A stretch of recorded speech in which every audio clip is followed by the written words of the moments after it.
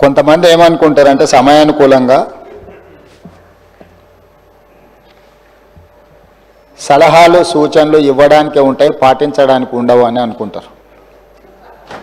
ఎందుకు అని అంటే తమ దాకా వస్తే కానీ తమకు అర్థం కాదన్నట్టు నిజంగానే కక్ష సాధింపు చర్యలకు పాల్పడే ఆలోచననే ఈ రాష్ట్ర ప్రభుత్వానికి ఉండి ఉంటే ఈరోజు అక్కడ కూర్చొని అక్కడ నించొని నోటికొచ్చింది మాట్లాడే అవకాశం ఉండకపోతుండే.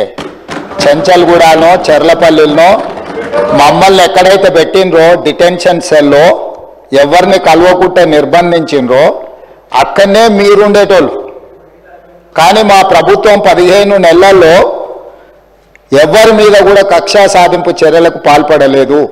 అధ్యక్ష, డ్రోన్ ఎగరేసిందని, డ్రోన్ ఎగరేస్తే ఎవరైనా అనుమతి తీసుకోకుండా ఒక డ్రోన్ ఎగరేస్తే ఆ డ్రోన్కు 500 రూపాయలు ఫైన్ వేస్తారు అధ్యక్ష.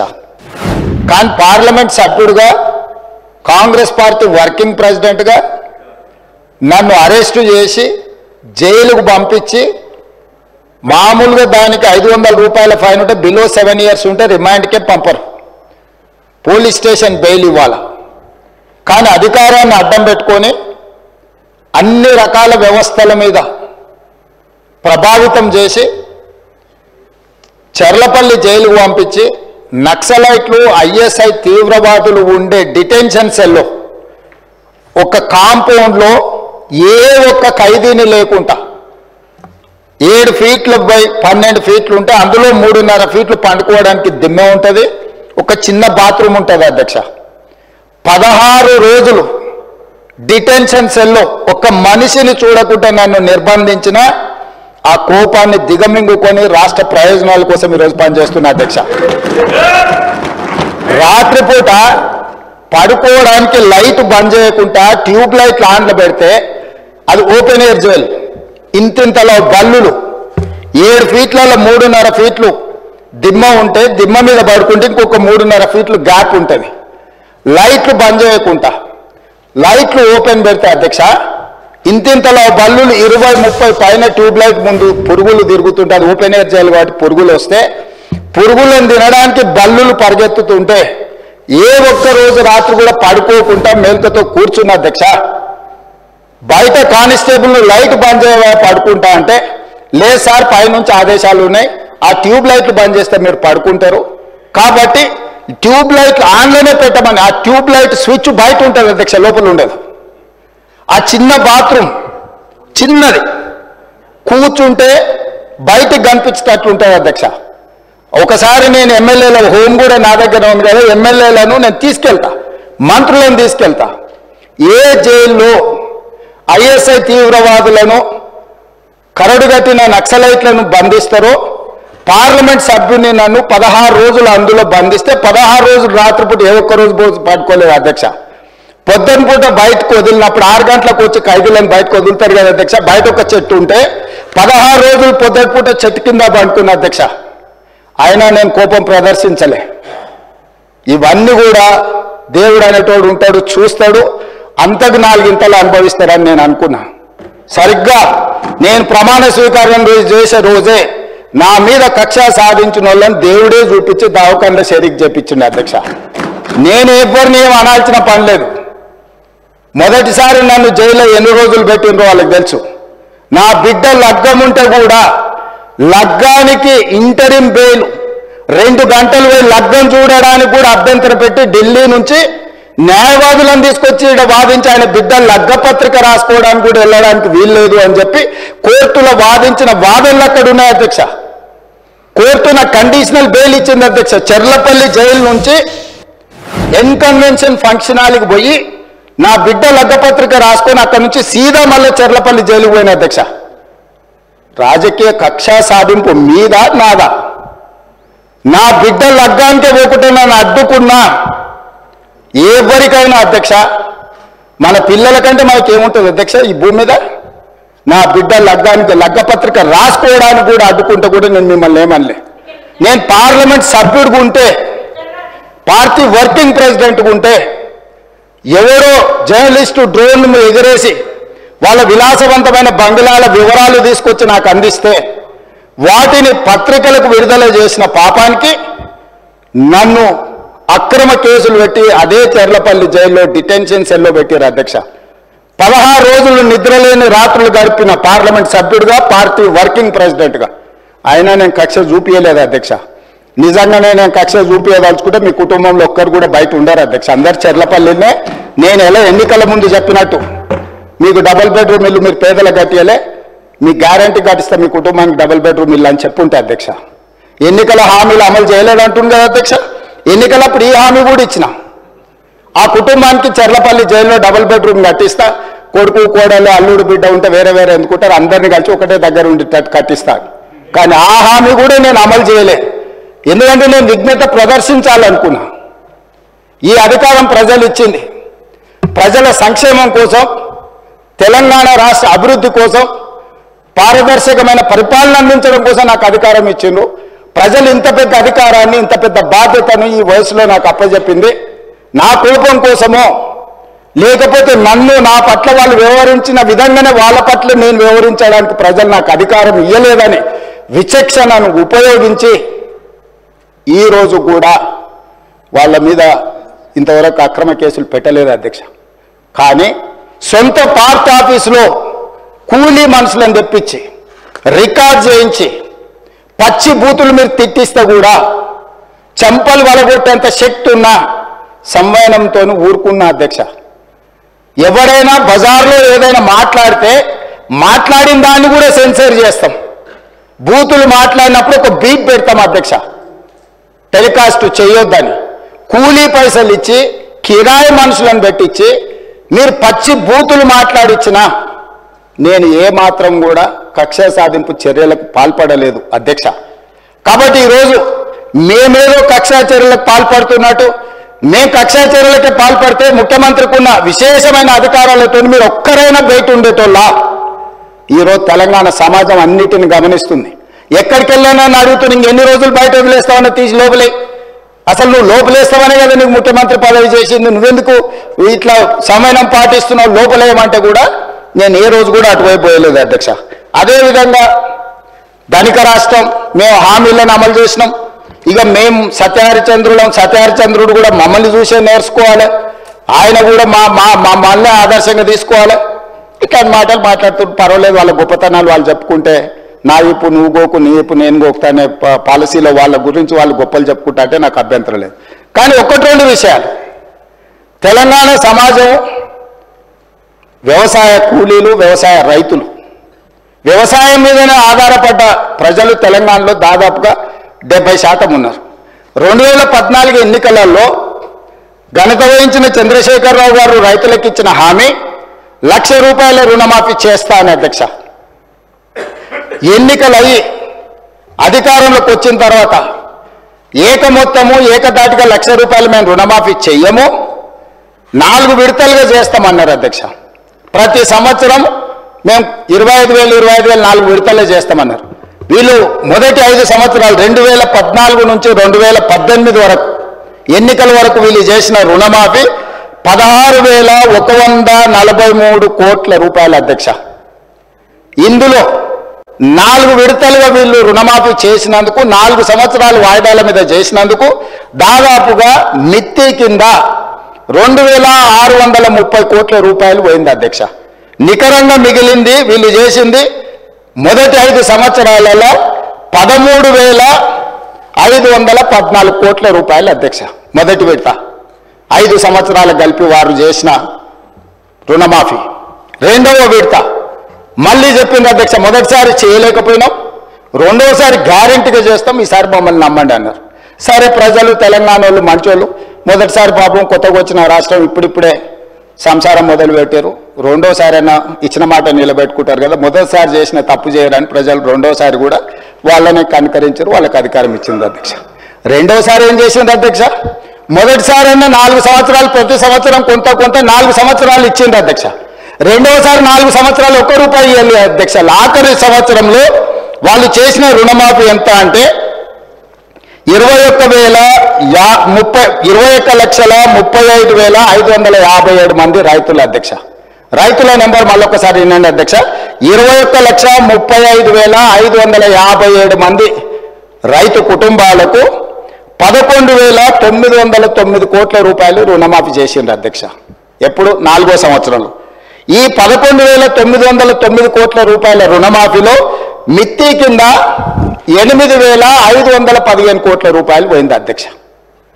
కొండ నాలుకకు మందేస్తే ఉన్న నాలుక ఊడిపోయిందని వీళ్ళు 11,909 కోట్ల రూపాయలు రెండో విడత 4 సంవత్సరాల తర్వాత రుణమాఫీ చేస్తే 4 ఏళ్ళు వీళ్ళు 0 రుణమాఫీ చేసినందుకు మిత్తి కింద 8,515 కోట్ల రూపాయలు పోయింది అధ్యక్ష. రెండు కలిపి 10 సంవత్సరాల వాళ్ళ పరిపాలనలో 2 సార్లు అధికారాన్ని ప్రజలు వాళ్ళకు అప్పచెప్తే రెండోసారి 3,394 కోట్లు, మొదటిసారి చేసిన రుణమాఫీ 2 కలిపితే 10 సంవత్సరాలలో 16,908 కోట్ల రూపాయలు వాళ్ళు రుణమాఫీ చేసిండ్రు అధ్యక్ష. 10 సంవత్సరాలు. మొదటిసారి 1,00,000, రెండోసారి 1,00,000. మొదటిసారి విడతల వారిగా, రెండోసారి 4వ సంవత్సరంలో చేసిన రుణమాఫీ 16,908 కోట్ల రూపాయలు అధ్యక్ష వాళ్ళు చేసింది. ఇక నన్ను అడుగుతున్నారు, నువ్వు ఎన్నికలలో హామీ ఇచ్చినావు కదా, నువ్వు చేసినావా చేయలేదని. నేను అది కూడా చెప్తా అధ్యక్ష. 25,35,964 మంది రైతులకు 20,617 కోట్ల రూపాయలు నేను రుణమాఫీ చేసిన అధ్యక్ష. 10 నెలలు తిరిగే లోపల 10 ఏళ్లలో ఆనాటి చంద్రశేఖరరావు గారు చేసిన రుణమాఫీ 16,908 కోట్ల రూపాయలు అయితే 10 నెలలు తిరగక ముందే 25,35,964 మంది రైతులకు 20,617 కోట్ల రూపాయలు రుణమాఫీ నేను చేసిన అధ్యక్ష. 2 లక్షల వరకు ప్రతి రైతుకు రుణమాఫీ చేసింది నేను. ఇవాళ తమ ద్వారా వారిని అడుగుతున్న అధ్యక్ష, నేను 10 ఏళ్లలో మీరు చేసింది ఏంది, 10 నెలల్లో నేను చేసింది ఏంది? ఇప్పటికైనా మీ ఆలోచన విధానంలో మార్పు రాకపోతే, ప్రజలు శిక్షించినా, ప్రజలు ఉరిదీసినా మీ ఆలోచన విధానంలో మీకు మార్పు రాలేదు అధ్యక్ష. అదేవిధంగా వాళ్ళు రైతు బంధు గురించి చెప్తారు అధ్యక్ష. రైతు బంధు వాళ్ళు ఎన్నికల ముందల ఎగనామ పెట్టి ఎలక్షన్ కోడ్ను అడ్డం పెట్టి పారిపోయింది అధ్యక్ష. పారిపోతే ఎన్నికల కోడ్ను అడ్డం పెట్టుకొని ప్రజలకు పంగనామం పెట్టి పారిపోతే ఎన్నికల తర్వాత డిసెంబర్ 7, 2023 నాడు నేను అధికారం చేపట్టిన తర్వాత వాళ్ళు ఎగ్గొట్టిన రైతు బంధు 7,625 కోట్ల రూపాయలు నేను చెల్లించిన అధ్యక్ష. వాళ్ళు పారిపోయినరు కదా అని నేను వదిలేయలే. రైతుల పట్ల నాకున్న చిత్తశుద్ధి, వాళ్ళు ఇష్టమని ఎగనామం పెట్టిన రైతు బంధు పథకాన్ని కూడా నేను ముఖ్యమంత్రిగా బాధ్యత చేపట్టిన తర్వాత మా మిత్రులు బట్టి విక్రమార్క గారు ఆర్థిక మంత్రిగా, అయ్యో రైతులు మనోళ్ళు, దిగిపోయినోడు ఎట్లాగో దిగిపోయినోడి మీద మన నెపం నెట్టేసి రైతులకు అన్యాయం చేయొద్దు, ఈ రైతులను ఆదుకోవాలని 7,625 కోట్ల రూపాయలు మొదటి విడత రైతు బంధు పథకాన్ని నేను చెల్లించిన వాళ్ళు పంగనామాలు పెట్టిన రైతు బంధు అధ్యక్ష. రెండవసారి 4,666 కోట్ల 59 లక్షలు ఇప్పుడు నేను రుణమాఫీ, వీళ్ళు సంవత్సరానికి 10,000 అంటే దాన్ని పెంచి సంవత్సరానికి 12,000గా మార్చి వాళ్ళకి ఈరోజు 4,666 కోట్ల 59 లక్షల రూపాయలు ఈరోజు రైతులకు రైతు భరోసా పథకం కింద నేను చెల్లించిన అధ్యక్ష. టోటల్గా ఇప్పటి వరకు రైతు భరోసా పథకం కింద 12,291 కోట్ల 73 లక్షలు ఈరోజు నేను రైతులకు రైతు భరోసా పథకం కింద నేను ప్రభుత్వాన్ని ఏర్పాటు చేసిన తర్వాత నేను చెల్లించిన అధ్యక్ష. అదే రకంగా ఆనాడు వరేస్తే ఊరేసుకున్నట్టని వాళ్ళు మాత్రం వరి పండించుకొని ఫామ్ హౌస్లో 150 ఎకరాల కావేరీ సీడ్కు 4,500 రూపాయల క్వింటాల్ అమ్ముకున్నారు అధ్యక్ష. రికార్డు ఉంది. 4,500 అధ్యక్ష. వాళ్ళు పండించిన వడ్ల ఫామ్ హౌస్లో బంగారం పండుతుంది అధ్యక్ష. 4,500 రూపాయలకు క్వింటాలేమో దొరగారు ఒట్లు కొనుక్కుంటారు. పేద రైతు అందించిన రైతులకు మీరు ఒరేసుకుంటే ఊరేసుకున్నట్టే అని చెప్పి వాళ్ళు రైతులను ఉరిదీస్తాం ఒరేసుకుంటా అని చెప్తే, నేను వచ్చిన తర్వాత మా ఉత్తమ్ కుమార్ రెడ్డి గారు నేను కలిసి ఆలోచన చేసి, మీరు వరి పండించండి, చివరి గింజ వరకు కొనుక్కుంటాము, మీరు సన్న ఒట్లు పండిస్తే 500 రూపాయల బోనస్ కూడా ఇస్తాము, కనీసం మద్దతు ధరతో పాటు 500 రూపాయల బోనస్ ఇస్తామని సన్న ఒట్లు పండించిన రైతులకు 1,162 కోట్ల రూపాయలు బోనస్ కింద 500 రూపాయలు ఇచ్చిన చరిత్ర నాది అధ్యక్ష. సంవత్సరం తిరిగే లోపల రైతులకు మేము అందించింది ఇది ఉచిత కరెంటు. ఏం సంబంధం అధ్యక్ష వాళ్ళకు ఉచిత కరెంటు? ఉచిత కరెంటును కనిపెట్టిందే కాంగ్రెస్ పార్టీ. ఈ దేశంలో కరెంటును కనిపెట్టిందే కాంగ్రెస్ పార్టీ. ఈ రాష్ట్రంలో కరెంట్ ఇచ్చిందే కాంగ్రెస్ పార్టీ. ఈ రాష్ట్రంలో రైతాంగానికి ఉచిత కరెంట్ ఇవ్వాలని అన్నదే కాంగ్రెస్ పార్టీ, కనిపెట్టిందే కాంగ్రెస్ పార్టీ. ఉచిత కరెంట్ అనే పేటెంట్ కాంగ్రెస్ పార్టీది. కరెక్ట్. మా రాజ్ ఠాకూర్ చెప్పినట్టు కాంగ్రెస్ అంటేనే కరెంట్, కరెంట్ అంటేనే కాంగ్రెస్. అట్లాంటి కాంగ్రెస్ పార్టీ కరెంటు మీద, ఉచిత కరెంటు మీద 29,14,692 మంది రైతులకు 15,333 కోట్ల రూపాయలు రైతులకు ఉచిత కరెంటు కోసం మా ప్రభుత్వం నిధులు వెచ్చించింది అధ్యక్ష. అదేవిధంగా రైతు బీమా, మీరు అంటున్నారు రైతు బీమా ఈ పథకాన్ని కొనసాగించినాం. 1,555 కోట్ల రూపాయలు 26,620 మంది రైతు కుటుంబాలకు ప్రీమియం చెల్లించి రైతు బీమా పథకాన్ని అమలు చేసినాం అధ్యక్ష. ఇవాళ నేను తమరిని అడుగుతున్నా అధ్యక్ష, మీరు ఎగ్గొట్టిన రైతు బంధు మేమే చెల్లిస్తుంది, మీరు ఎగ్గొట్టిన రైతు రుణమాఫీ మేమే చేస్తుంది, మీరు ఒరేసుకుంటే ఉరేసుకున్నారని మీరు చెబితే కూడా మేము ఆ వరిని ఇవ్వడమే కాకుండా 500 రూపాయల బోనస్ ఇచ్చి కొనుగోలు చేస్తుంది. ఉచిత కరెంటును కొనసాగించి 24 గంటలు ఇచ్చి 1,000 కోట్ల రూపాయలు మేమే చెల్లిస్తుంది. ఇవాళ రైతు బీమా పథకాన్ని మేమే చేస్తాం. ఎన్నికల హామీలను ఎక్కడ అమలు చేయలేదు అధ్యక్ష? మీరు 10 ఏళ్ళు చేయలేని పనులు 10 నెలల్లో మేము చేసినప్పుడు కళ్ళల్లో నిప్పులు పోసుకునే బదులు, కడుపులో కత్తులు పెట్టుకొని కౌగులించుకునే బదులు, అరే పిల్లగాడు అయినా యువకుడు అయినా బాగా చేసినవా, మంచిగా ఉంది, ఇంకా కష్టపడు, ఇంకా కొంచెం బాగా చేయని ప్రోత్సహించినట్టు మాట్లాడవచ్చు కదా ప్రతిపక్ష నాయకుడు వచ్చి. వారి వయసుకి వారి అనుభవానికి మేము గౌరవం ఇస్తామని కదా అధ్యక్ష. వారు ఒక్క రోజైనా ఒక్క మాటైనా ఈ ప్రభుత్వం నన్ను అభినందించడం వారికి ఇష్టం లేకపోవచ్చు, ఎందుకంటే వారి కుర్చీని నేను గుంజుకున్నా కాబట్టి వారికి నా మీద కోపం ఉండొచ్చు, తప్పులేదు. కానీ ప్రభుత్వాన్ని నేను అభినందించాలి కదా అధ్యక్ష. ఇది పక్కన పెడితే వడగండ్ల వానలు గతంలో ఎన్నడూ అకాల వర్షాల వల్ల, వడగండ్ల వల్ల పంట నష్టం జరిగితే ఏ రోజు ఇయ్యలే. ఈ రోజు వడగండ్ల వానతోనే అకాల వర్షాలతో పంట నష్టం జరిగితే ప్రాంతాలు పర్యటించి ఎకరాకు 10,000 రూపాయల లాగా పంట నష్టపరిహారం మేము అందించినాం అధ్యక్ష. అట్లా కూడా రైతులను మేము ఆదుకున్నాం. అదేవిధంగా ఇప్పుడు వారు చెప్తున్నారు ధనిక రాష్ట్రం, మీరు దివాలా తీసిన రాష్ట్రం ఎట్లా అంటారని. నేను కొన్ని లెక్కలు చెప్తా అధ్యక్ష. ఈ లెక్కలన్నిటిని విన్న తర్వాత ఈరోజు మనము ఊపర్ శర్వాణి అందరు పరేషాని అనేది ఉందా లేదా అనేది ఈరోజు రాష్ట్ర ప్రజలు ఆలోచన చేస్తారు అధ్యక్ష. 16 మంది ముఖ్యమంత్రులు దాదాపుగా 1956 నుంచి 2014 వరకు 58, దాదాపుగా 60 సంవత్సరాలు లెక్కేసుకొని 16 సార్లు ముఖ్యమంత్రులు చేసిన అప్పు ఎఫ్ఆర్బిఎం రాష్ట్రాలకు 4 రకాల అప్పులు చేయడానికి ఉంటుంది అధ్యక్ష. ప్రత్యక్షంగా రాష్ట్ర ప్రభుత్వం అప్పు చేయడానికి ఎఫ్ఆర్బిఎం అంటారు అధ్యక్ష. అదొక అప్పు. గవర్నమెంట్ గ్యారెంటీ ఇచ్చి స్పెషల్ పర్పస్ వెహికల్స్ కింద వాళ్ళు పెట్టుకున్న కార్పొరేషన్స్ మీద మనం గవర్నమెంట్ గ్యారెంటీ ఇస్తుంది, కార్పొరేషన్ పేరు మీద, కానీ చెల్లించేది కూడా మనమే. 3వ రకం అధ్యక్ష, గవర్నమెంట్ గ్యారెంటీ ఇస్తుంది, కార్పొరేషన్సే తెచ్చుకున్న గ్యారెంటీ ఇచ్చినా ఆ కార్పొరేషన్సే తిరిగి చెల్లించుకుంటాయి. 4వది గవర్నమెంట్ గ్యారెంటీ ఉండదు, వాళ్ళు సొంతంగా చేసుకుంటారు అధ్యక్ష. ఈ 4 రకాల రాష్ట్ర ప్రభుత్వానికి అప్పులు చేసే వెసులుబాటు ఉంటే ఎఫ్ఆర్బిఎం పరిధిలో జూన్ 2, 2014 తెలంగాణ రాష్ట్రం ఏర్పడ్డ రోజు వారికి అప్పచెప్పినప్పుడు తెలంగాణ రాష్ట్రం యొక్క అప్పు 72,658 కోట్ల అధ్యక్ష. ఎఫ్ఆర్బిఎం అప్పు నికరంగా రాష్ట్ర ప్రభుత్వం చేసిన అప్పు. అదేవిధంగా government guaranteed loans raised by SPV but are serviced by government, అంటే ఎస్పీవి మీద లోన్ ఉన్నా గవర్నమెంటే కడుతుంది, 11,609 కోట్ల అధ్యక్ష. అదేవిధంగా government guarantee loans which are raised by SPV and served by them, అంటే గవర్నమెంట్ గ్యారంటీ ఇస్తుంది కార్పొరేషన్లకు, తిరిగి కార్పొరేషనే కట్టుకుంటుంది. ఆ పేరు మీద 5,893 కోట్లు. అదేవిధంగా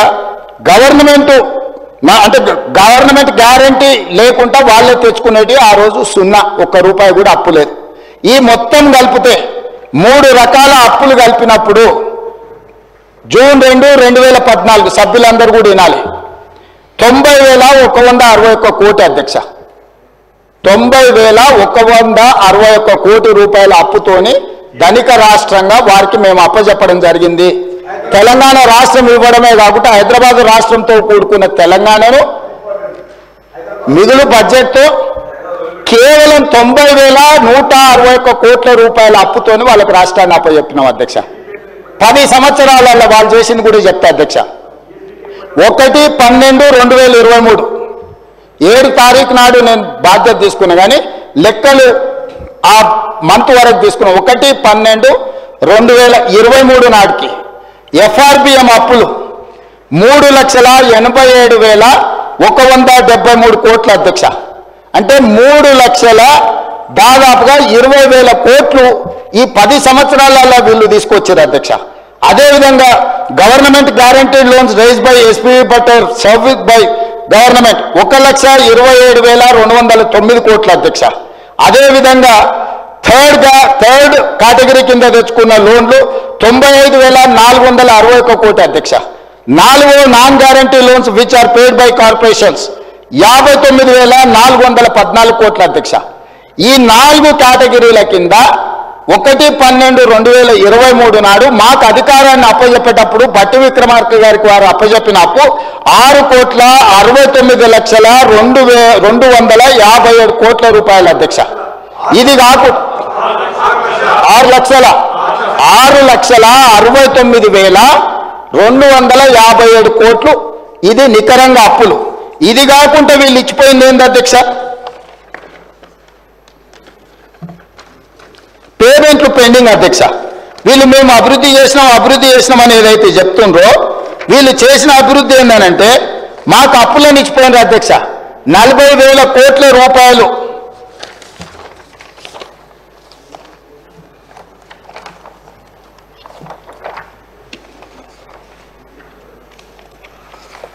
అసలు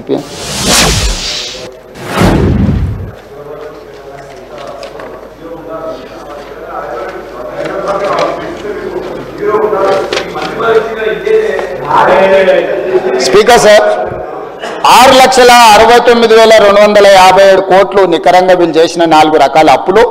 అదేవిధంగా పెండింగ్ బిల్స్. ఇప్పుడు ఆ సర్పంచులు ఆత్మహత్యలు చేసుకున్నారు కదా అధ్యక్ష ఆ ప్రభుత్వంలో. ఇప్పుడు సర్పంచులు ధర్నాలు చేస్తున్నారు కదా అధ్యక్ష. ఇట్లాంటి సర్పంచులే కాకుండా ప్రభుత్వ ఉద్యోగులకు ఇవ్వాల్సిన జీతభత్యాలు పెన్షన్లు ఇట్లాంటివి వాళ్ళ రిటైర్మెంట్ బెనిఫిట్స్ 40,154 కోట్ల అధ్యక్ష.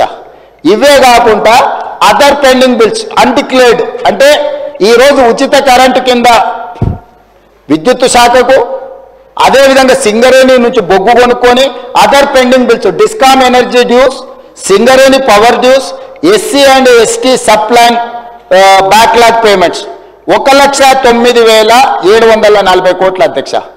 1/12/2023 నాటికి కల్వకుంట్ల చంద్రశేఖరరావు గారు రాష్ట్ర ప్రభుత్వాన్ని మాకు అప్పచెప్పినప్పుడు 8,19,151 కోటి అధ్యక్ష. ఇక వాళ్ళు సాధించిన అభివృద్ధి ఏందో వాళ్ళు ఎలుగబెట్టిందేందో ఆ ఎలుగబెట్టుతో తెలంగాణ వెలిగిందేందో 90,000 కోట్లతో అప్పచెప్తే 8,19,000 కోట్ల అప్పుతోని మాకు అప్పచెప్పి 10 ఏళ్లలోనే 60 ఏళ్ళు 16 మంది ముఖ్యమంత్రులు కలిసి చేసిన అప్పు 90,000 కోట్లు అయితే ఒక వ్యక్తి ఒక కుటుంబం ఒక పార్టీ చేసిన అప్పు 7.5 లక్షల కోట్ల అప్పు చేసిండ్రు అధ్యక్ష. 7.5 లక్షల కోట్ల అప్పు చేసి మాకు అప్పచెప్పి దివాలా తీసిన రాష్ట్రాన్ని మాకు అప్పచెప్తే ఈ రోజు ఆయన నానా తిప్పలు పడి ఏదో దాన్ని సరిదిద్దడానికి ప్రయత్నం చేస్తుంటే దాన్ని కాదు కూడదు అంటారు అధ్యక్ష. ఇంకొక లెక్క కూడా చెప్తా అధ్యక్ష. గతంలో ఆర్థిక మంత్రిగా పనిచేసిన ఆయన మీరు 1,52,000 కోట్ల అప్పులు చేసింది అన్నాడు. 1,52,000 కోట్లు కాదు అధ్యక్ష. మేము వచ్చిన 15 నెలల్లో 1,58,041 కోటి రూపాయలు మేము అప్పు చేసినాం అధ్యక్ష. నేను తక్కువ చెప్పట్లేదు ఎక్కువ చేసినామని చెప్తున్నా. ఎందుకు చేసిన అధ్యక్ష నేను 1,53,359 కోట్లు వాళ్ళు చేసిన అప్పుకు తప్పుకు నేను తిరిగి చెల్లించిన అధ్యక్ష. ఈ రోజు వీళ్ళు చేసిన అప్పులకు వడ్డీ అసలుకు 88,591 కోటి కట్టినా మిత్తికి 64,768 కోట్లు కట్టిన 15 నెలల్లో తెలంగాణ రాష్ట్ర ప్రభుత్వం చేసిన అప్పు 1,58,041 కోట్లు అయితే మేము వాళ్ళు చేసిన అప్పులకు మేము కట్టింది 1,53,559 కోట్ల అధ్యక్ష. నికరంగా 15 నెలల్లో మేము చేసిన అప్పులకెళ్ళి రాష్ట్ర ప్రభుత్వాన్ని నిర్వహించడానికి 4,682 కోట్ల రూపాయలు మాత్రమే అధ్యక్ష. ఈ రోజు మీరు మొత్తం రాష్ట్రాన్ని కార్పొరేషన్ వైజ్ నేను చెప్పదలుచుకున్న అధ్యక్ష, ఏ కార్పొరేషన్ మీద ఎంత అప్పు తెచ్చిందో మేము ఎంత కట్టినామో కూడా చెప్తే మీరు నోట్ చేసుకోవాలి అధ్యక్ష. తర్వాత ఈ కాపీ పంపిస్తా మాజీ ఆర్థిక మంత్రికి. అధ్యక్ష, కాళేశ్వరం ఇరిగేషన్ ప్రాజెక్టు కింద 74,590 కోట్లు వాళ్ళు తెచ్చింది అధ్యక్ష. ఆనాడు 1/12/2023 నాటికి కాళేశ్వరం ఇరిగేషన్ ప్రాజెక్టు మీద వాళ్ళు 74,590 కోట్లతో మాకు అప్పచెప్తే ఈ రోజు ఆ అప్పు 68,947 కోట్లకు తగ్గింది అధ్యక్ష. నేను వాళ్ళు తెచ్చిన అప్పులోకి వెళ్ళి 5,643 కోట్ల రూపాయలు కాళేశ్వరం కూలిపోయిన కాళేశ్వరానికి కూడా ఈ రోజు 5,643 కోట్ల రూపాయలు నేను కట్టిన అధ్యక్ష. అదేవిధంగా Telangana state water resources infrastructure development corporation limited 14,060 కోట్లు వాళ్ళు మాకు అప్పు చెప్తే ఈ రోజు ఉన్న అప్పు 28/2/2025 నాటికి 12,816 కోట్లు. వాళ్ళు చేసిన అప్పు నేను 1,244 కోట్ల రూపాయలు నేను చెల్లించిన అధ్యక్ష. అదేవిధంగా అధ్యక్ష, Telangana drinking water supply corporation limited mission Bhagiratha అని గొప్పలు చెప్తుంటారు కదా అధ్యక్ష, 20,200 కోట్ల రూపాయలు అప్పు తెచ్చింది అధ్యక్ష. వాళ్ళు నాకు అప్పచెప్పిన రోజు ఇచ్చింది ఎప్పటికీ 1/12/23 నాటికి. నేను ఈ రోజు 28/2/2025 నాటికి ఈ అప్పు 17,200 కోట్లకు తగ్గింది అధ్యక్ష. 3,000 కోట్ల రూపాయలు వాళ్ళు అప్పు చేసిపోతే నేను చెల్లించిన అధ్యక్ష, మా భట్టి విక్రమార్క గారు చెల్లించరు. అదేవిధంగా టీజీ హౌసింగ్ కార్పొరేషన్ లిమిటెడ్ వాళ్ళు అప్పు చెప్పిన రోజు 6,470 కోట్ల రూపాయలు అప్పు ఉంటే ఈ రోజు 5,820 కోట్ల అప్పు ఉంది అధ్యక్ష.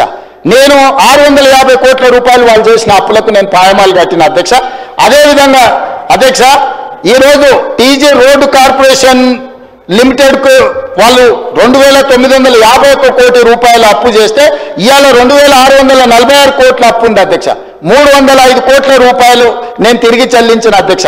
అదేవిధంగా Hyderabad metropolitan water supply and sewerage బోర్డుకు 2,352 కోట్ల రూపాయలు వాళ్ళు నాకు అప్పుతో అప్పచెప్పిస్తే ఈ రోజు 1,830 కోట్ల రూపాయలు మాత్రమే అప్పు ఉంది అధ్యక్ష. 522 కోట్ల రూపాయలు నేను చెల్లించిన అధ్యక్ష. అదేవిధంగా అధ్యక్ష, ఈరోజు హైదరాబాద్ మెట్రో రైల్ లిమిటెడ్ 286 కోట్లతో నాకు అప్పచెప్తే ఈ రోజు 263 కోట్ల రూపాయలు ఉంది. 23 కోట్ల రూపాయలు నేను కట్టిన అధ్యక్ష. అదేవిధంగా అధ్యక్ష, Telangana sheep and goat development corporation cooperative federation limited గొర్రెలు బర్రెలు మేము బాగా పంచడం అంటుంది కదా అధ్యక్ష, వీళ్ళు 907 కోట్ల రూపాయలతో నా కార్పొరేషన్ కోఆపరేటివ్ సొసైటీస్ నాకు అప్పచెప్తే ఇవాళ 214 కోట్ల రూపాయల అప్పు ఉంది. ఈ గొర్రెల పేరు మీద వీళ్ళు చేసిన స్కామ్ కు 692 కోట్ల రూపాయలు నేను చెల్లించిన అధ్యక్ష వీళ్ళు చేసిన పాపాలకు. అదేవిధంగా fishermen cooperative societies federation limited 125 కోట్లతో నాకు అప్పచెప్తే ఈ రోజు అప్పు 56 కోట్లు ఉంది. దానికి 69 కోట్ల రూపాయలు నేను కట్టిన అధ్యక్ష. అదేవిధంగా Telangana dairy development cooperative federation limited 132 కోట్ల అప్పుతో నాకు అప్పచెప్తే 79 కోట్ల రూపాయలు ఈ రోజు అప్పు ఉంది. 53 కోట్ల రూపాయలు నేను తిరిగి చెల్లించిన అధ్యక్ష. అదేవిధంగా అధ్యక్ష, ఈరోజు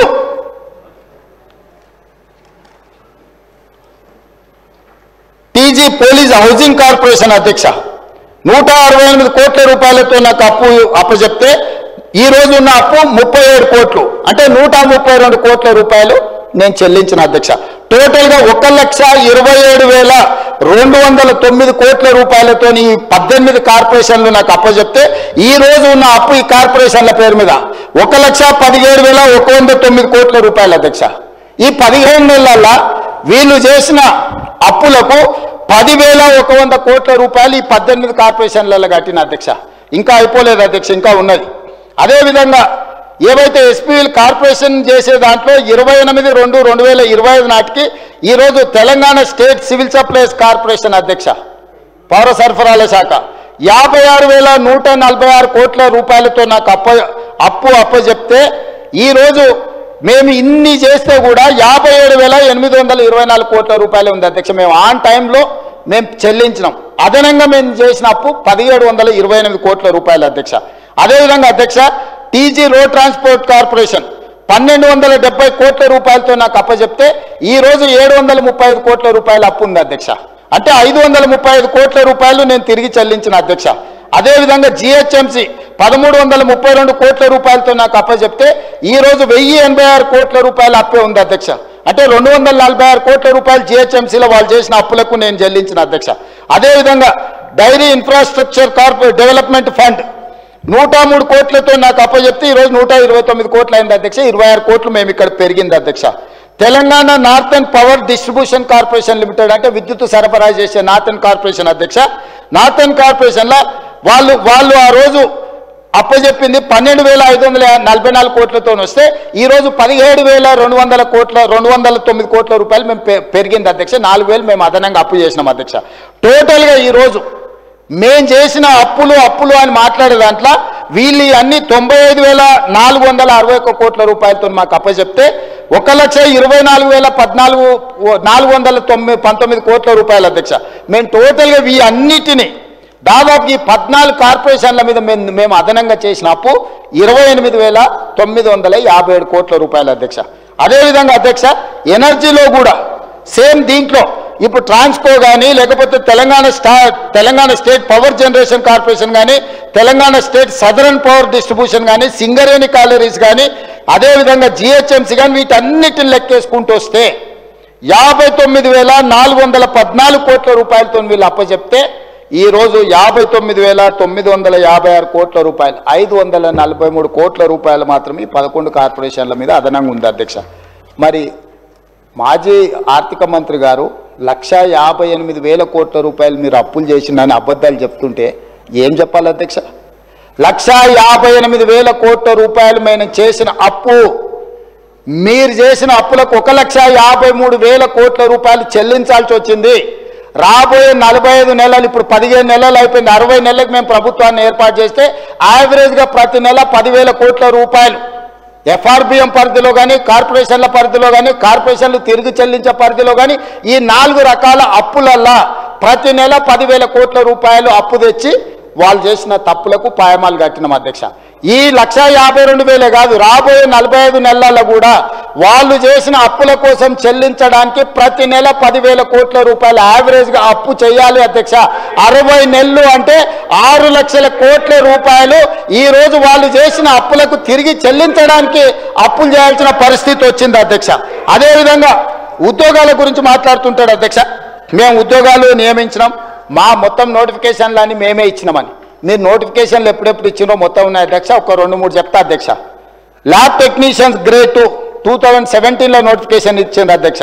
ఫిజికల్ ఎడ్యుకేషన్ టీచర్స్ 2017లో నోటిఫికేషన్ ఇచ్చింది అధ్యక్ష. ఫిజియోథెరపిస్టులు 2017లో నోటిఫికేషన్లు ఇచ్చింది అధ్యక్ష. 2017లో నోటిఫికేషన్ ఇచ్చి 2023 వరకు వీళ్ళు నియామకాలు చేపట్టకపోవడం వల్ల 24 శాఖలల్లా వీళ్ళు ఇచ్చిన నోటిఫికేషన్ల నియామకాలు చేపట్టక నోటిఫికేషన్ ఇస్తారు, పరీక్షలు నిర్వహించరు. పరీక్షలు నిర్వహిస్తారు, కోర్టుల కేసులు వేపించి స్టేలు తీసుకొస్తారు. ఈ రకంగా వాళ్ళు వాళ్ళ కుటుంబం వాళ్ళ ఉద్యోగాలు ఎన్నికల్లో ప్రజలు తిరస్కరించిన కారుణ్య నియామకాల పేరు మీద ఎమ్మెల్సీలు లేకపోతే ప్లానింగ్ కమిషన్లు వైస్ చైర్మన్లు వాళ్ళ కుటుంబ సభ్యులకు అందరికీ కారుణ్య నియామకాలు చేసుకున్నారు అధ్యక్ష, ప్రజలు తిరస్కరిస్తే కూడా. కానీ నేను వచ్చిన తర్వాత ప్రభుత్వంలో పంచాయతీరాజ్ కావచ్చు, సింగరేణి కావచ్చు, వివిధ శాఖలల్లో 10 ఏళ్ల నుంచి ఎదురు చూసి కారుణ్య నియామకాలు చేపట్టకపోతే కారుణ్య నియామకాలతో పాటు మొత్తం చేపట్టిన నియామకాల పూర్తి వివరాలు నేను చెప్పదలుచుకున్నా అధ్యక్ష. ఈరోజు ఎందుకు అంటే ప్రజల్ని తప్పుదోవ పట్టించి ఉన్నది లేనిది ఉన్నది మీడియా మా చేతులని మేము కొనుక్కున్నాం, మేము పెట్టుబడి పెట్టినాం, మా దగ్గర అన్నున్నాయి కాబట్టి మేము ఏమైనా అబద్ధాలు ప్రచారం చేసుకుంటాం, మా దగ్గర అవినీతి సొమ్ము ఉంది కాబట్టి మేము ఇట్లనే ప్రచారం చేస్తామని బర్తగించి మాట్లాడుతుంటే ఇక ఎక్కడో ఒక దగ్గర నిజాలు చెప్పక పరిస్థితి వచ్చింది అధ్యక్ష. అందుకే ఈరోజు ఉద్యోగ నియామకాలకు సంబంధించి అధ్యక్ష ఈరోజు నేను చెప్పదలుచుకున్నాను అధ్యక్ష. డీటెయిల్స్ అన్ని ఎన్ని ఉద్యోగాలు మేము ఇచ్చినామో నేను సూటిగా ఈ సభ ద్వారా సవాల్ విసురుతున్నా అధ్యక్ష.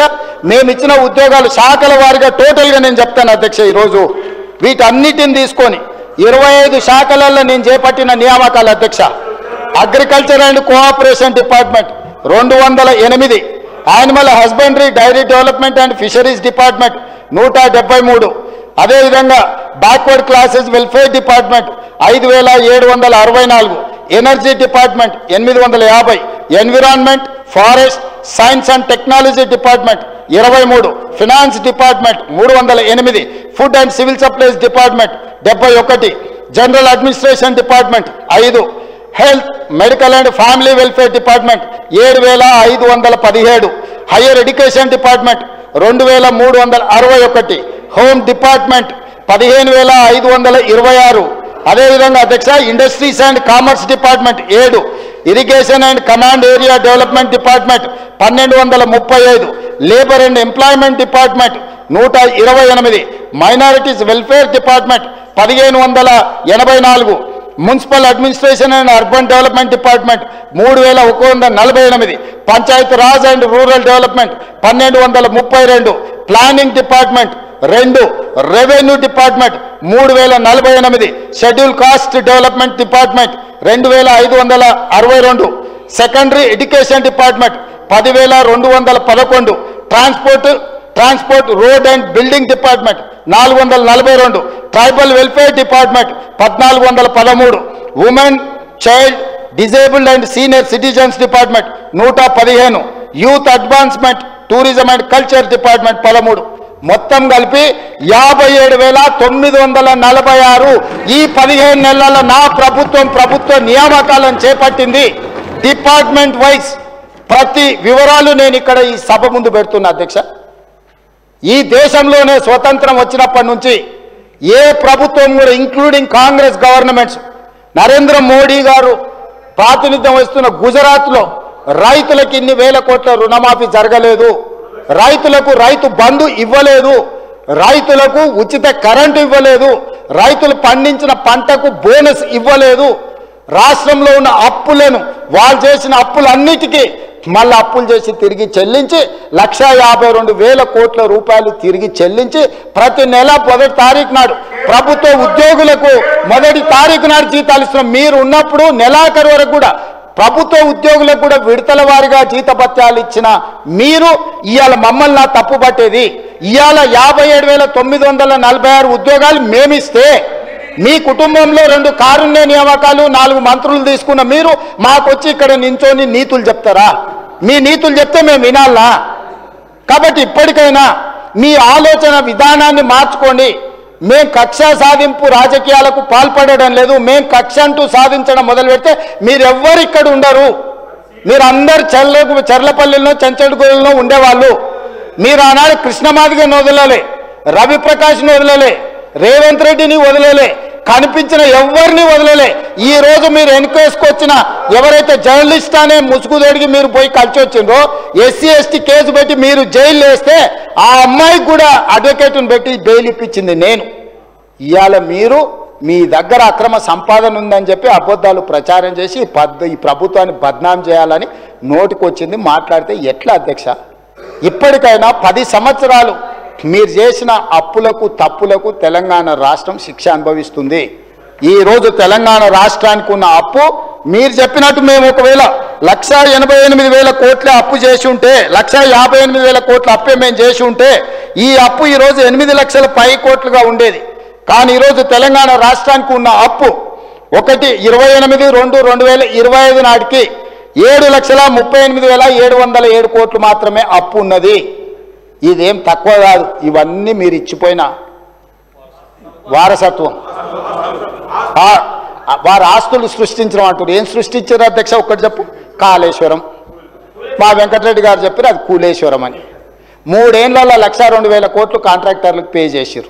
మొదటి 5 సంవత్సరాలు ఒక ఆయన మంత్రి, 5 సంవత్సరాలు ఇంకొక ఆయన మంత్రి. ఆ శాఖకు ఇద్దరు కలిసి పోటీలు పడి మొత్తం వాళ్ళు ఇంజనీరు, సైంటిస్టు, డాక్టరు, లాయరు, ఒకటి గోవింద సినిమా ఉంటుంది. వాళ్ళ ఇంటి నిండా ఫోటోలు ఉంటాయి. డాక్టర్గా, లాయర్గా, ఇంజనీర్గా, సైంటిస్ట్గా. నిజంగానే అమ్మాయి పెళ్లి చూపులకు వచ్చి అవన్నీ చూసి ఇవన్నీ చదువుకుంటామని పెళ్లి చేసుకుంటుంది. తర్వాత చూస్తే వానికి ఓనమాలు కూడా రావు, ఇడిచిపెట్టి పోతా ఉంటుంది. ఇంకా పెద్దలందరూ కూర్చొని పంచాయతీ తెస్తారు. అట్లా